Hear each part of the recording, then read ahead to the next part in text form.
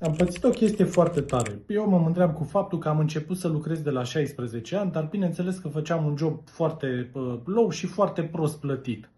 Acum ce se întâmplă? Am observat că pe măsură ce oamenii învață mai mult și studiază mai mult, acumulează mai multe cunoștințe, în momentul în care încep să lucreze, devin mai bine plătiți din start.